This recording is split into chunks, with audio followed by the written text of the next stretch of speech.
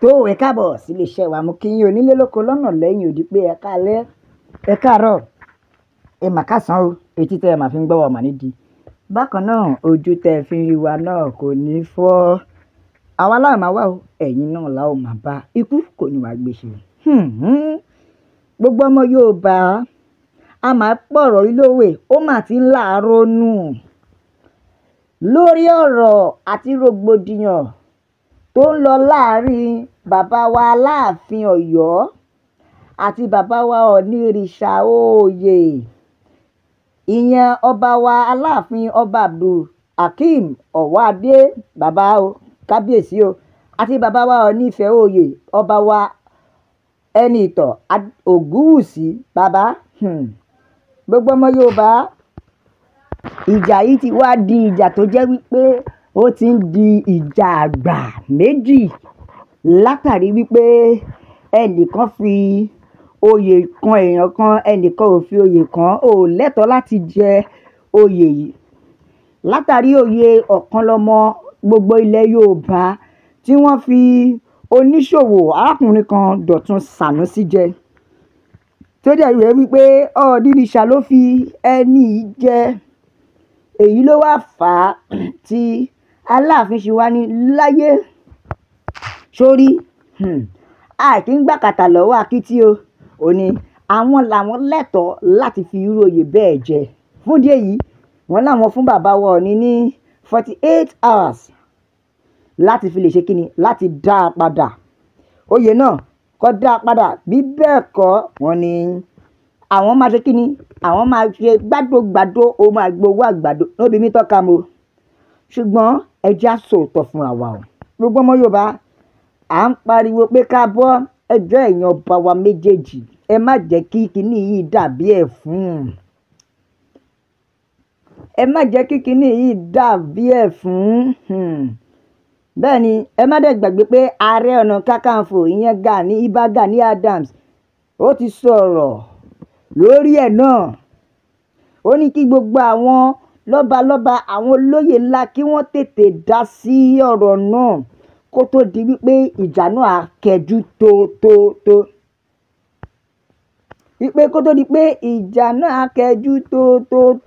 Torí ẹ̀ la ṣe ń pariwo pé gbogbo ẹ̀yin àgbààgbà, gbogbo ẹ̀yin májè ó bàjẹ́ ìlú, ẹ dákun ẹ dìde, ẹ bá wa dá sí ọ̀rọ̀ yìí, nítorí ibi tí erin méjì bá ti jà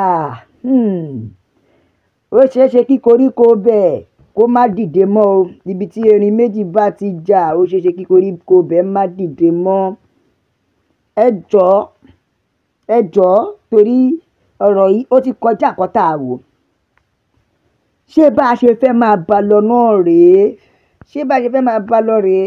Gbogbo ẹ̀yin lọ́balọ́ba, gbogbo ẹ̀yin lóyè, ẹ jọ̀ọ́ o. Bẹ́ẹ̀ tẹ̀dẹ̀ la sọ pé 48 hours, Ọọ̀ni náà jẹ́ kó yé wọn pé 48 hours yẹn kéré, òun ò ní rìvásì oyè tóun ti fi jẹ. Ṣùgbọ́n 48 hours tí Aláàfin fún Ọọ̀ni ó ti expire o. Ó wá kù gbogbo wa ń retí ohun tí ó ṣẹlẹ̀. Ṣaláàfin ó gbadé lọ́wọ́ Ọọ̀ni ni, Ṣọ̀ọ̀ni ó gbadé lọ́wọ́ Aláàfin ni. Àwa sọ̀rọ̀ wa the talking of the town. Ọmọ Yorùbá, ọ̀rọ̀ wa wá di nǹkan tó jẹ́ wípé everybody ló wá ń gbà bẹ́ẹ̀ ní gbàgbá ọtí, kò tún wá ń ṣọ̀rọ̀ wa lásán, ọ̀rọ̀ balẹ̀ Yorùbá. Ó wá di tá à ń pe Olúrẹ̀mí Tinubu sí, ìpè ẹ dákun ẹ wá dá sí o, ẹ dákun ẹ wá dá sí, bàbá wa Tinubu wọ́n ní ẹ dá sí. Ọmọ Yorùbá ẹ jẹ́ agbára wa o, ẹ jẹ́ agbára wa o, torí ìjà àgbà méjì tó ń lọ lọ́wọ́lọ́wọ́ yìí. Gbogbo ẹ̀yin àgbààgbà lórí Yorùbá, gbogbo ẹ̀yin májò bàjẹ́ ilẹ̀ Yorùbá, ẹ dákun ẹ ǹdè. Yorùbá nation la fẹ́, òmìnira wa ló ṣe kókó. Ẹ bá wa ǹdè sí òmìnira wa, èyí tẹ́ a ṣe èyí kọ́ ló kàn. Bẹ́ẹ̀ ni èyí kọ́ ló kàn, ẹ bá wa dìde sí òmìnira wa.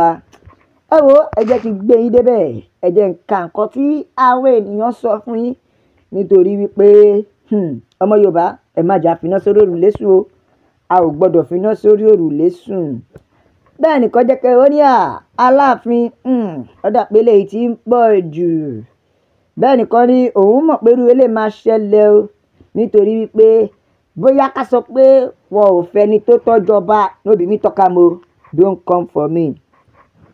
Eléyìí tí ẹ ti kọ́kọ́ ó bọ́ sí brain mi ó pa mí lẹ́rìn. Ó nígbà tó jẹ́ pé Ifá gan ò mú tálíkà mọ́ my brother kẹnu fámà lọ gbẹ ni o. Ifá gan ò mú tálíkà mọ́. Bẹ́ẹ̀ ni gbogbo àwọn tó jẹ́ sìn àwọn US base Canada base US base Canada base Ifá ò láìkí kẹ́nu ẹgbẹ́ ìgbà tí irúnmọlẹ̀ gan ò jẹbọ mọ́ igún gan ò jẹbọ mọ́. Ẹ wo bẹ́ẹ̀ nìkan tún jẹ́ kó yé wa ó ní Aláàfin ẹ ṣe dẹ́ẹ̀dẹ́ mìràwọ̀ nítorí wípé ẹ má jẹ́ kí ọ̀pọ̀lọ́ tí ò tó nǹkan máa ṣẹ́gìrì síyàn lára lóbi mi tọ́ka mo lóbi mi tọ́ka. Bẹ́ẹ̀ nìkan jẹ́ kó yé wa pé ẹ jẹ́ kí Aláàfin pàṣẹ wípé let Aláàfin give order give command other kings in Yoruba land and we see any king in Yoruba land who will listen. Ó ní ká Aláàfin pàṣẹ ká wá wo àwọn Yorùbá tó máa gbọ́ àtàwọn tí ò bá gbọ́. Kí Aláàfin pàṣẹ kí Ọọ̀ni pàṣẹ. Ẹjọ́ ìgbà wo ni ìjà fẹ́ tán? Ìgbà wo ni ìjà fẹ́ tán? Ẹ wo gbogbo ọmọ Yorùbá ẹ jẹ́ á ronú. Yorùbá nation la fẹ́ òmìnira ilẹ̀ Yorùbá òun ló jẹ wá lógún. Bẹ́ẹ̀ nìkan jẹ́ kó wá ó ní ṣáláàfin jólógún ní tó fi ń pàṣẹ fún yàn pé òun fún un ní 48 hours tó túmọ̀ sí pé méjìdínláàádọ́ta 50. Bẹ́ẹ̀ nìkan tún jẹ́ kó wá ó ní Ọọ̀ni of Ifẹ̀ ọba àwọn tó ń fi ọba jẹ ńlẹ̀ Yorùbá lọ́wọ́ ń fún ní 48 hours ó lọ fà o. Aláàfin ẹ dákun ẹ bá wa ṣe kí ni ẹ bá wa pẹ̀tù síra yín nù. Ipò àgbà láti bá gbà. Bẹ́ẹ̀ ni ipò àgbà láti bá gbà ẹ dákun. Bẹ́ẹ̀ ni ìkan tún jẹ́ kó wá ó ní let newcomer Aláàfin know his boundary níbi mi tọ́ka mo. Ó ní kí oníkálukú mọ ìwọ̀n ara rẹ̀. Wọ́n ní Ọọ̀ni ìṣẹ́gbẹ́ bàbá ẹnìkan kan náà. Wọ́n ní kó má gbé gẹ̀ẹ́sì nítorí pé k'Aláàfin tó dé ni Ọọ̀ni ti jẹ́ níbi mi tọ́ka mo. Ṣùgbọ́n gbogbo ẹ̀ náà ọmọ Yorùbá ìyẹn kọ́ ló kọ́. Ẹ bá wa bó kó lọ fà. Ẹ like ẹ share ẹ subscribe ẹ tẹ̀ sójú ẹ̀.